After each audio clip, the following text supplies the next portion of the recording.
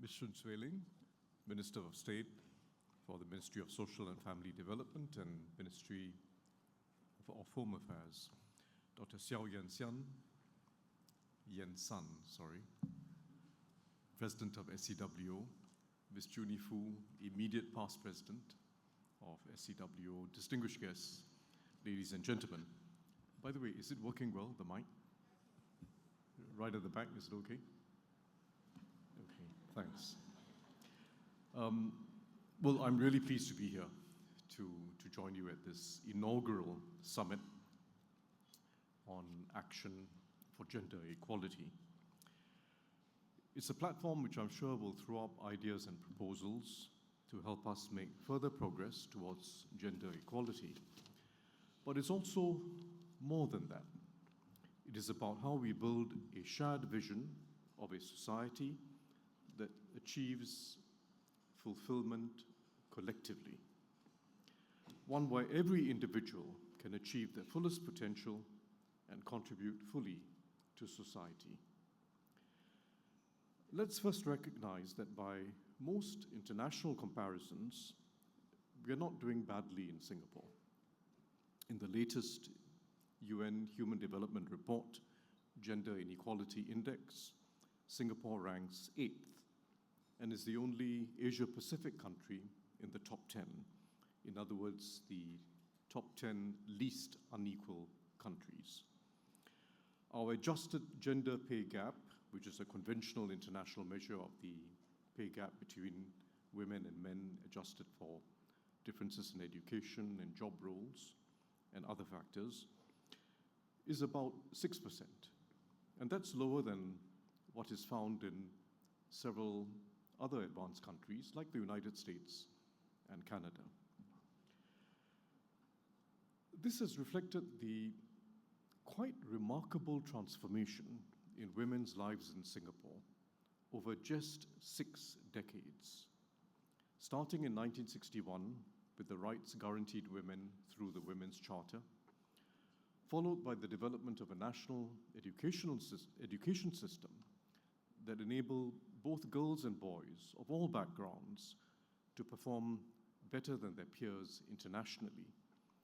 And importantly too, it has seen girls bucking the international trend by taking STEM subjects in large numbers, at least in their school years, and doing well in them.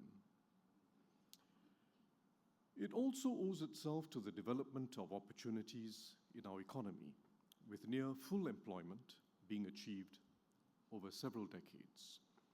Slightly over 3 out of 4 women between the ages of 25 and 64 are employed.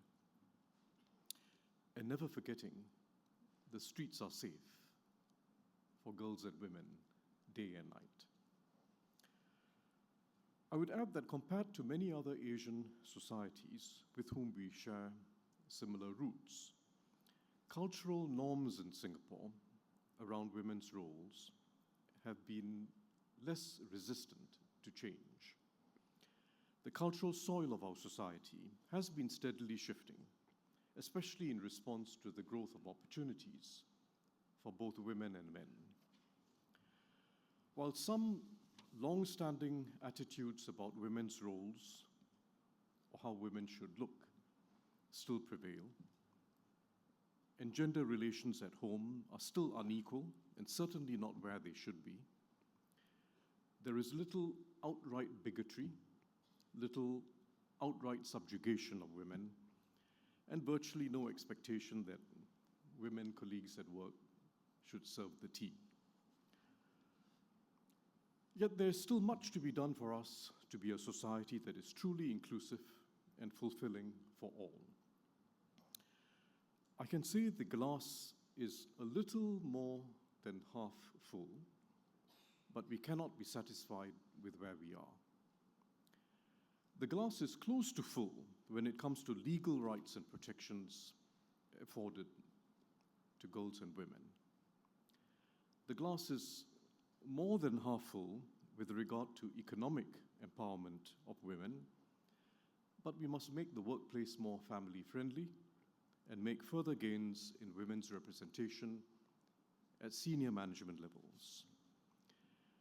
And the glass does appear less than half full when it comes to gender relations at home and the continuing imbalances in men's and women's domestic responsibilities. So let me make a few comments on these last two issues where there is more to be done. First, enabling women to advance in their careers. Family-friendly workplaces and flexible work arrangements in particular will be a boost for both women and men. It will help them to do what it takes to advance their careers, knowing that they can take care of their children and attend to other caregiving needs when necessary. And it is especially needed to give women the choice to return to work after giving birth, and not to have to put their careers on a long pause or to have to worry about what that implies for their career trajectories. The recent introduction of the tripartite guidelines on flexible work arrangement requests will help.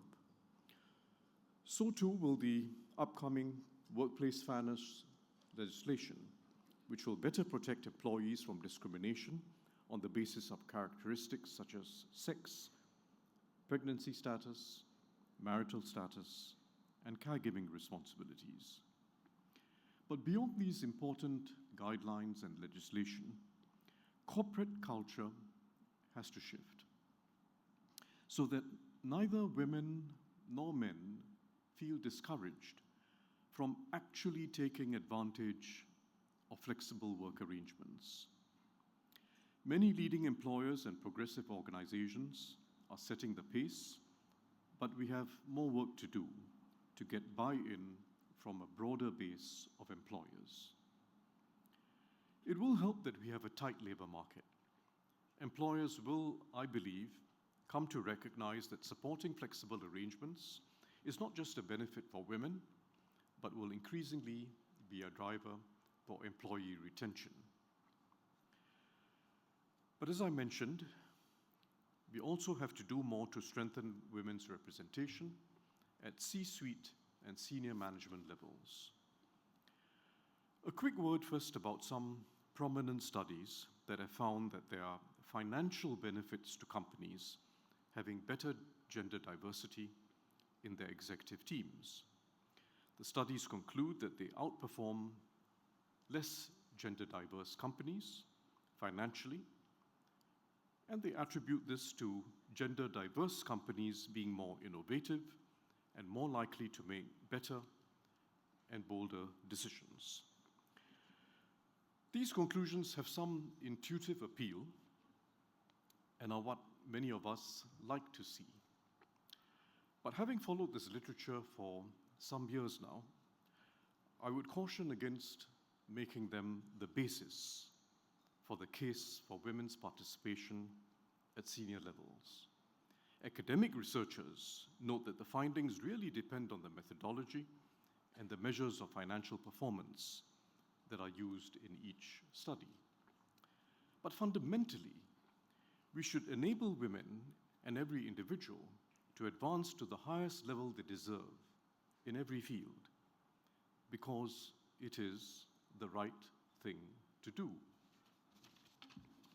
It is the right thing to enable every individual to contribute their most and not hold them back with glass ceilings or broken rungs on the ladder on the way up. And it is right to want everyone to achieve their full potential so that collectively we gain a greater sense of fulfillment as a society. Not all of this can be measured, and not all of it will show up in corporate financial performance. But we know it is worth something. Even Milton Friedman, whom I don't often quote, well known for his belief in free markets and for exhorting companies to maximize the value of the enterprise, declared that they should do so while conforming to the basic rules of the society, both those embodied in law and those embodied in ethical custom. And And that was Friedman for you. Incidentally, I should add that Friedman, who was one of the two most prominent economists in the last century, collaborated very closely with women economists for the better part of his career. One of them was Anna Schwartz, who co-wrote with him his path-breaking work in 1963, A Monetary History of the United States. Curiously, she wasn't cited in his Nobel Prize citation.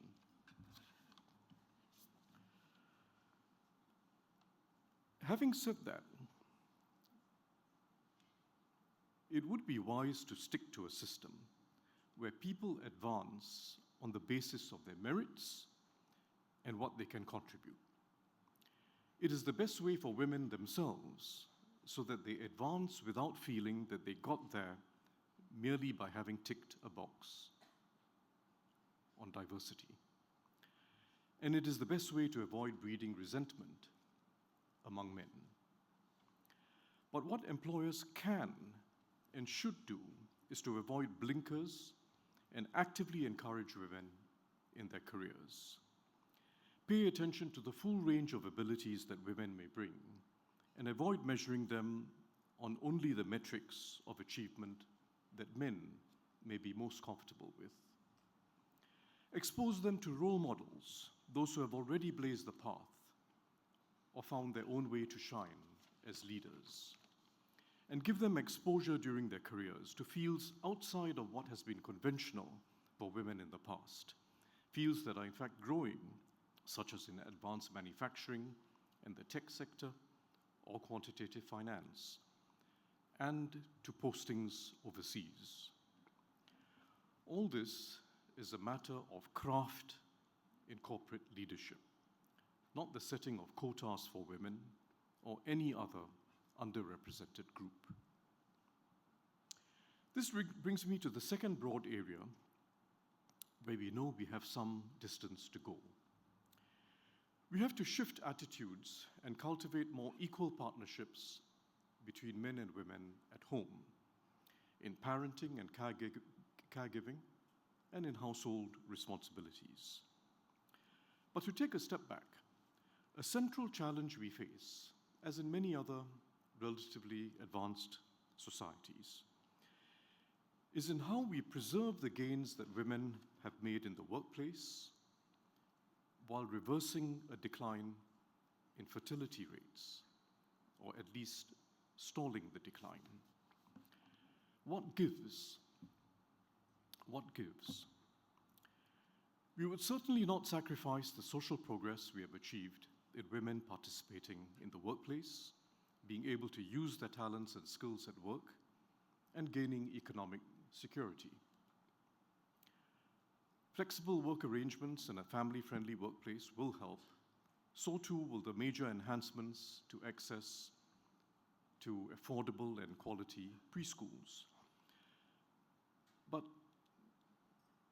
we know more will have to change if we are to convince young people to get married and to have children.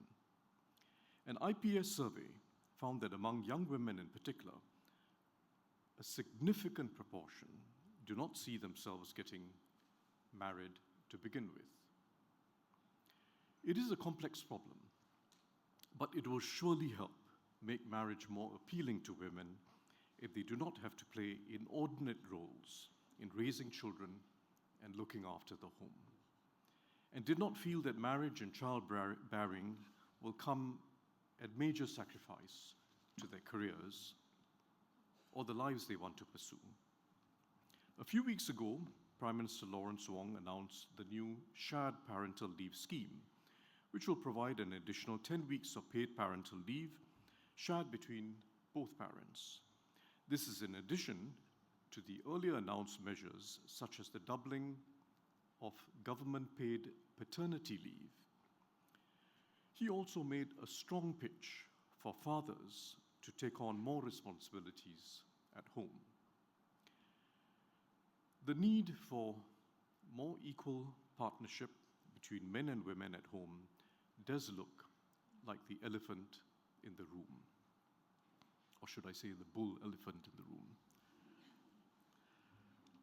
But it is also an opportunity for men themselves to develop a more rounded and healthier form of masculinity and a fuller sense of their own identities. The neuroscience research, in fact, shows that when men take fatherhood seriously from the time a child is born, from the time a baby is born, their brains undergo change. They enjoy being with their infants and children more, and eventually gain even in long-term brain health. And active fatherhood, not surprisingly, also yields unique benefits for a child's development, besides active mother's attention. Civil society can help. The Center for Fathering, in particular, is doing good work to help change mindsets and promote active fatherhood among men. But we must also address gender stereotypes from young and help boys develop healthy and respectful attitudes towards girls. We have to take this seriously, not just because we want to reverse the decline in fertility rates.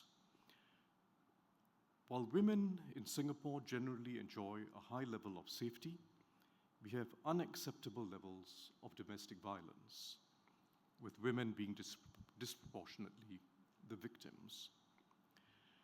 That's again a role for fathers, not just mothers, to teach their sons what it means to respect girls and women and to speak up against behavior that is harmful to women. Here too, civil society is an important partner in the journey to build a society where men and women have respectful relationships and full and equal opportunities to flourish. Groups such as United Women Singapore, which runs a boys empowered program that creates a safe space for males to have conversations on healthy masculinity. It also equips them with skills to de-escalate and prevent situations of violence. Just an example. But let me conclude by making a point about the partnership between government and civil society. They must partner each other. Advancing women's progress and gender equality will always be an ongoing effort. We know that by looking at countries around the world, not just newly emerging countries, not just countries emerging from low levels of income and development, but even amongst the most advanced countries. This will be an ongoing journey. It is one that requires a steady engagement and partnership between government and civil society. Civil society organizations occupy a unique position in society. Their networks in the community, sometimes including academia, and often among corporates, enable them to mobilize role models, skills, and other resources for the cause of empowering girls and women. They're also well suited to think about emerging challenges, such as online harms, and to be early responders. I'm encouraged that SCWO and its active constituent members are taking the lead in this effort. By working together to create equal opportunities at work and equal partnerships at home, by challenging stereotypes, and indeed by helping both women and men find their fuller selves, we can lay the foundation for a more vibrant, resilient, and collectively fulfilling society. Thank you for your attention.